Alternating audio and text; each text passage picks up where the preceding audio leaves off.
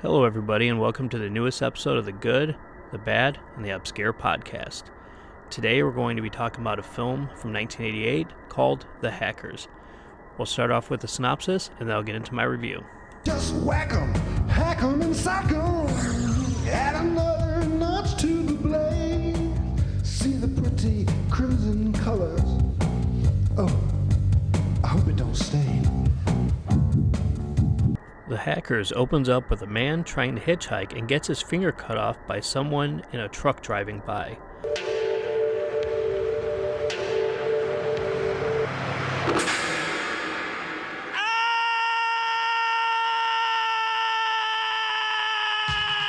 Next, the mysterious psychopaths pick up a woman who is hitchhiking after her car broke down. As she sits in the front seat, oblivious to the two psychos in the back seat, they pull out a machete and decapitate her. Not far down the road, they dispose of her body. Now we are finally introduced to our main protagonist, Marcy. She seems like your typical final girl. She seems very fragile, a little bit meek, but don't dare corner her. Hey, remember my boss, Mr. Ainsworth? Yeah? And guess what? What? Him and his wife are going to Europe for a couple of weeks, and they want me to watch over their place for them. They want you to do what? What are they afraid of? They have this house in the country, and it's out by the lake shore, and there's some guys, I guess, that are going to come out and do some maintenance work on it.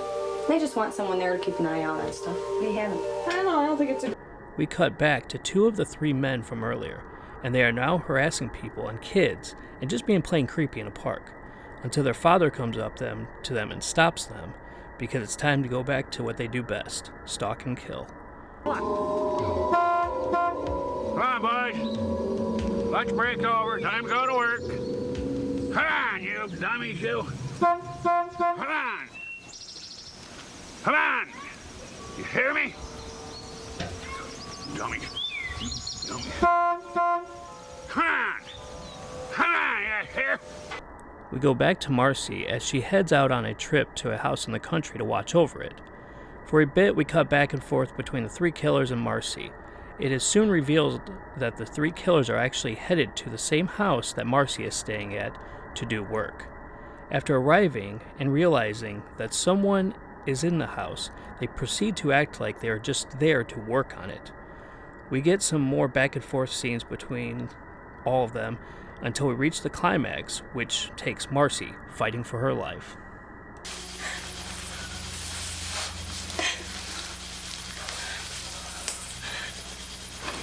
Now we'll go back and finish up our business with this. Where should I start, Pa? I don't give a damn where you start.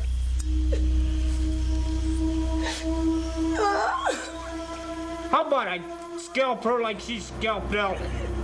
Huh? Right. She got it coming. Go ahead.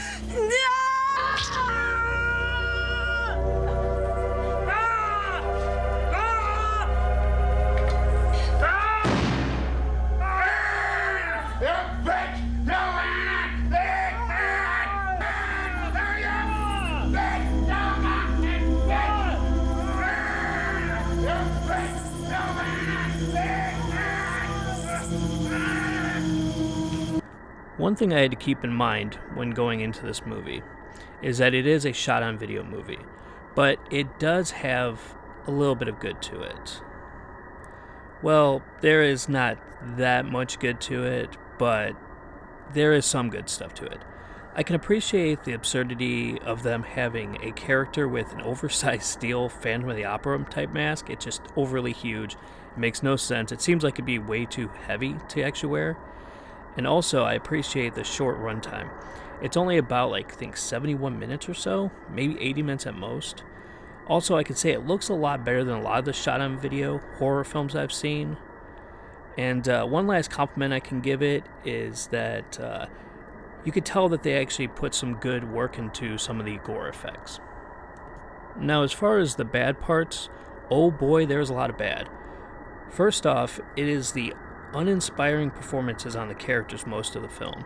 If they would have been a little less wooden and a little bit more over the top, then I would have enjoyed it a lot more. It felt like Texas Chainsaw Massacre 2, but if they just made it boring.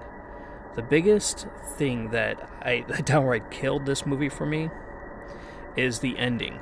It's one of those movies where they act like all this stuff happened, but then she wakes up and it didn't happen.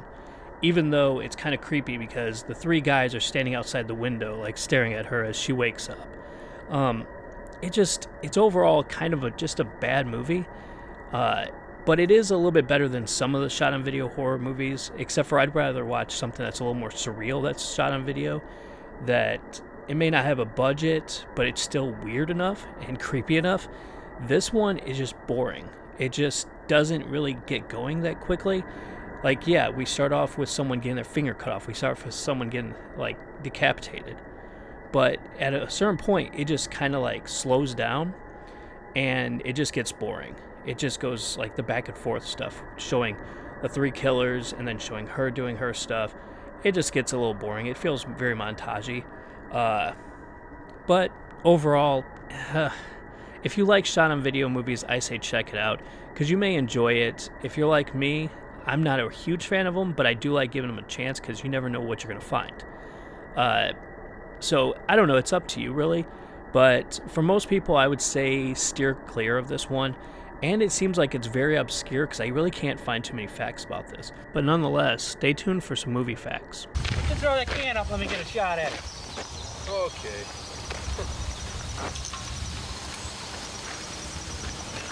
Ready? Go ahead, let her rip.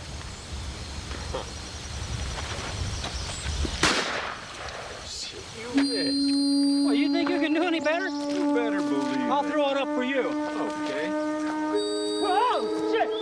They're all hit down there. Let's go call the cops.